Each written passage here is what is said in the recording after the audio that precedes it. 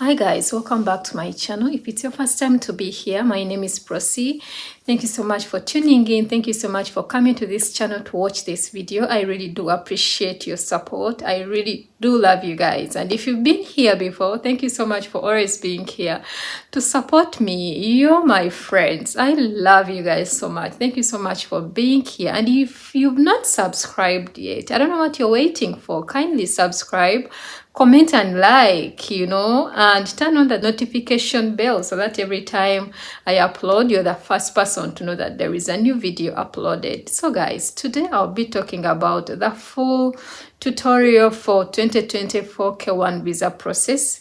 And we are going to go step by step from the time of you starting the whole thing to the time of you finally joining your fiancé. So everything I'm going to mention here, guys, is my experience, my past experience, what I went through during my K1 visa process. So I'm not an attorney, I'm not an immigration officer. This is my past experience, and I just want you to know that everything I'm going to say is what I went through. So this is the first step. The first thing we are going to do is file I-129. So you're going to download it from the website of USCIS. And when you get this form finally, so you're going to have to fill it, but you have to be so careful when you're filling everything. Go through it carefully, read everything and understand before even you start filling it, because that information you're going to fill in your form I-129, it's going to help you through the whole process. So you have to make sure all the names, everything, all the phone numbers and other things that are needed there, like everything is right. So don't rush. Download it from their website and fill everything carefully with your spouse. Like, don't just fill things for the sake of filling. Make sure everything, all the information is right, because it's going to help you through the whole visa process. And this is the first step. So the second step is wait. After you filling everything, now this is the period, you guys. This is the hardest period actually, for you to wait from the time of you applying and then you being approved. I mean, your petition being approved is the hardest. So that time when my fiance applied for our K1 visa, I think it took us 1 year, because I remember he applied in 2022 and it was approved in 2023 August, still same month. So that was 1 year, but right now I think it doesn't even take that long. But what I can say is that during that period, so many things can happen. So you just have to be patient. That time is the longest time because you want to be with your fiance, you want to close the distance. Like, so everyone wants that a period to go like so fast. But of course, there are rules and regulations. We have to wait and you have to be patient during that time. So the second step for you is to wait. And this is the time that is so good for you to even to start working on your passport. I mean, if you don't have a passport during this time of you waiting for your petition to be approved, it's the best time for you to start looking into things that you need. Don't just sit there and wait, and be active. Go on Google these things. What do they need? How does this thing work? What is needed? Don't just sit there and wait for things to be done. So this is the period of you waiting. Do you have your birth certificate? Do you have work on so many things that are needed? Take your passport photos, so you just have to be active during this time of waiting. As you wait, I know it's not easy. Wait as you work on yourself. Like, there are so many things that are still needed.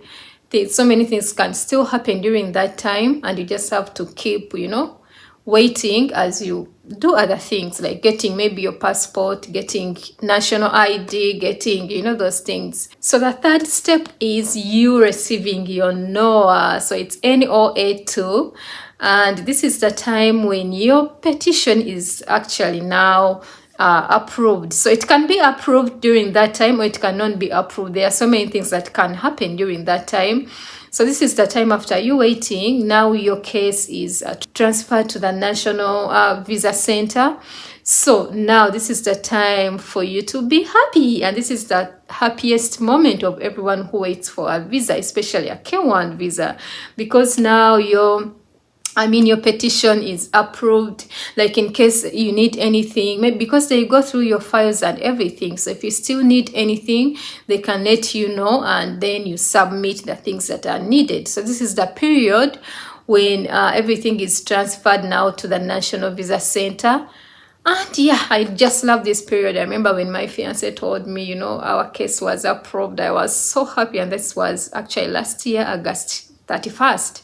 So I was so happy. I'm like, oh my goodness. So this period is the best, because you receive good news of your petition being approved. But still, there is of course, it's not like it's supposed to be approved. Something can happen during that time. Maybe some documents are missing or something. So this is the time when they tell you some things are missing, and then you submit them again. So otherwise, everything is okay during this period. So when your case is transferred to the National Visa Center, NVC, so this takes like 2 to 3 weeks of you waiting. The thing about this K1 visa, it's not like you wait and then when you're approved, you start and go. These things, they will tell you it takes 2 weeks and then it will go into a month. You keep waiting and waiting. By the time you do your interview, you waited for like months, So yeah, this will take you like 2 to 3 weeks, and then yeah, you will get your NOAA 2. So step 4 is you receiving your case number. This is also a good thing. So they will tell you have completed your DS 160 and everything will be okay. Now at this rate, at this period, at this time, you're almost there. You're not yet there, but you're almost there. And this is the time when your fiance will give your passport number after filling that DS, 160, and everything will be okay. Now, another step is now you going for your interview, and this is the most exciting thing. But like, going for your interview, you have to first set a date, So now at this point, this is the step 5. The petitioner will be the one to tell like the embassy. So he will have, or she will have to send the DS 160 confirmation letter and tell them, this person is ready, everything is ready. My fiance is ready to come for his or her interview. So now it will be time for you to set the interview date so that you can go and do your interview. So I don't know how it works in some countries. Maybe the embassy sets the dates for them. But for us, the lawyer looked through the dates and then told us, no, I chose this because it was one of the slots that was available, because we did everything during the Christmas time, November, December, that time.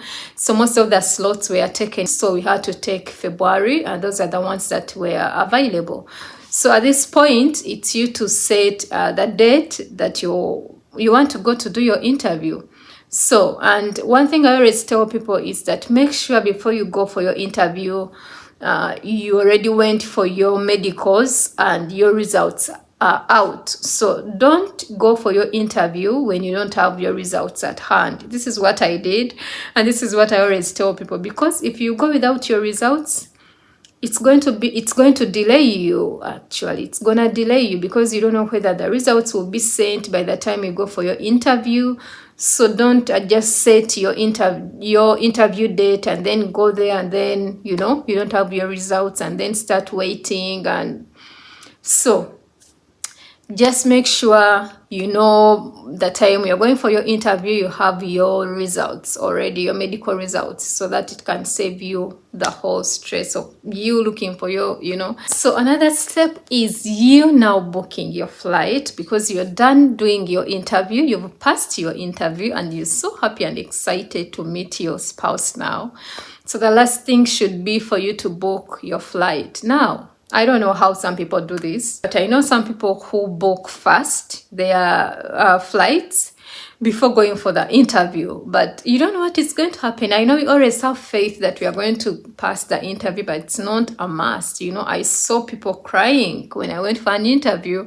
I saw people who are disappointed, calling their spouses like, what, I'm not coming, we've already booked. So this is what I always tell people. Don't book before your interview. I know we should have faith, but sometimes, So like this is what we did. For us, we booked after me coming from the interview, after after everything was done. That's when we booked my flight.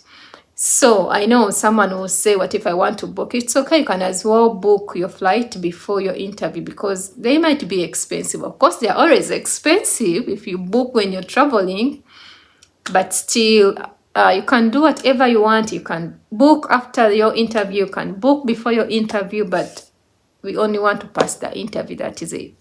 So these prices, we look at them after everything. So yeah, so guys, that's what I wanted to say, and let me hope you've gotten the whole steps for the K1 visa. I hope everything goes well for all of you. I just wish you the best. Like I said, on this channel, we are here to learn and inspire each other.